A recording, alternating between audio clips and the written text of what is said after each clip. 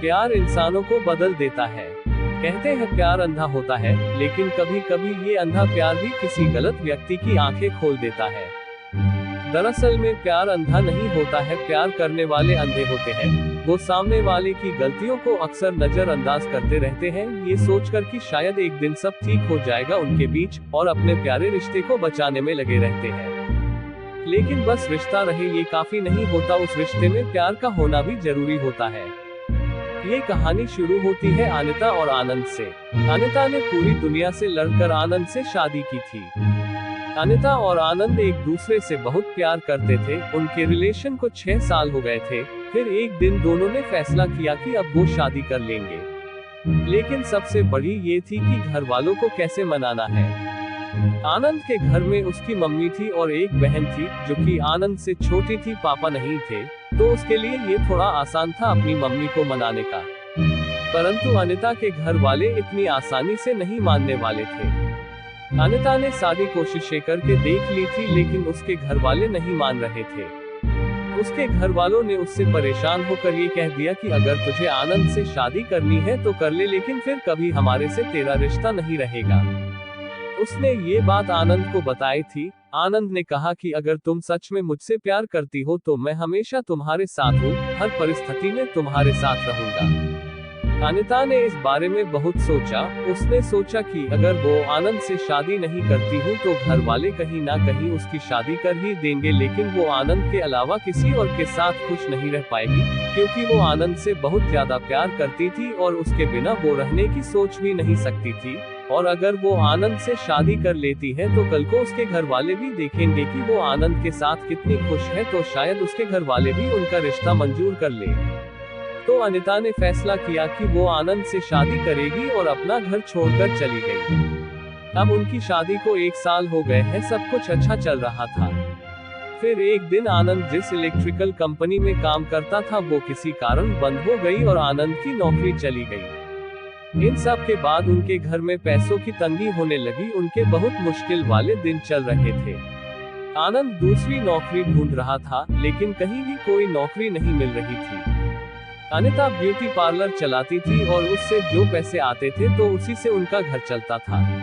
आनंद बहुत ही परेशान रहने लगा और अब तो वो रोज शाम को दारू पीकर घर आने लगा था और घर में हंगामा करने लगा था।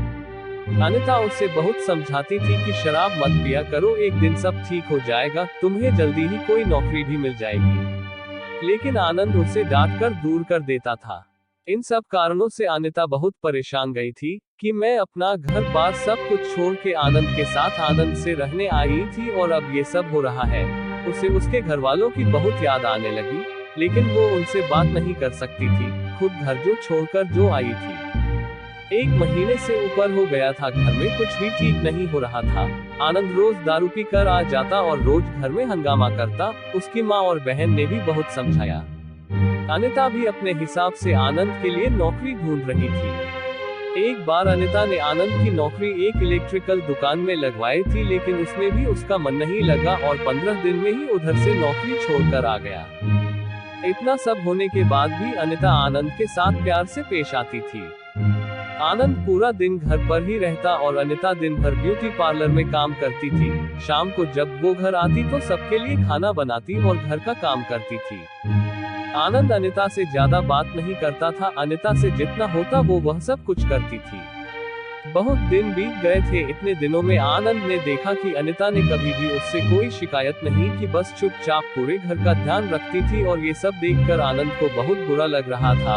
उसने सोचा कि शादी के बाद से उसने अनिता को कोई खुशी नहीं दी, उसके भी कुछ सपने होंगे, उसके अपने अरमान भी होंगे। ऐसा सोचकर एक दिन उसने अनिता से कहा कि मुझे कुछ रुपयों की आवश्यकता है, क्या तुम मुझे पैसे दे सकती हो? अनिता ने आनंद से कुछ नहीं पूछा और अपने बचाए हुए पैसे उसने आनंद को दे दिया, जो 25,000 थे। आनंद अगले दिन घर वालों को बिना बताए बाहर चला गया।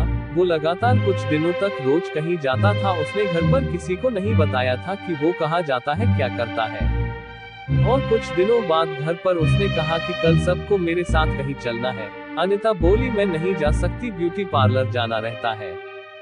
आनंद ने बड़े प्यार से उसे कहा कि कल ब्यूटी पार्लर बंद रहेगा और तुम मेरे साथ चलोगी।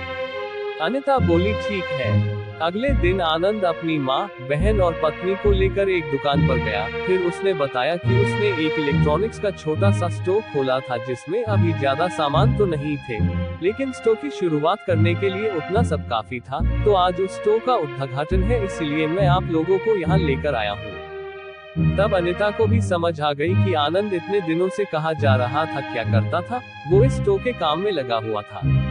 फिर अनिता ने पूछा, आपके पास इतने पैसे कहाँ से आए? आनंद ने बताया कि 25,000 तो उसने दिए थे, बाकी उसने अपने कुछ दोस्तों से उधार लिए हैं, वह धीरे धीरे उन्हें लौटा देगा। ये सब देखकर आनंद की माँ, बहन और अनिता बहुत खुश हुए। अनिता को अच्छा लगा कि आनंद अब बदल रहा है, अब वो परिवार की जिम्मेदारियों को समझ रहा है। अब आनंद और अनिता दोनों अपने अपने काम अच्छे से कर रहे थे और 1 साल के अंदर ही आनंद के स्टोर की बहुत तरक्की हुई। फिर उसने सबका कर्ज लौटा दिया। अनिता के प्यार ने आनंद को पूरी तरह बदल दिया था और अब उनका परिवार एक सुखी और खुशहाल परिवार था। दोस्तों, प्यार या प्रेम एक एहसास है जो दिमाग से नहीं दिल से होता है। प्यार अनेक भावनाओं जिनमें अलग अलग विचारों का समावेश होता है। प्रेम स्नेह से लेकर खुशी की ओर धीरे धीरे अग्रसर करता है। ये एक मजबूत आकर्षण और निजी जुड़ाव की भावना जो सब भूलकर उसके साथ जाने को प्रेरित करती है।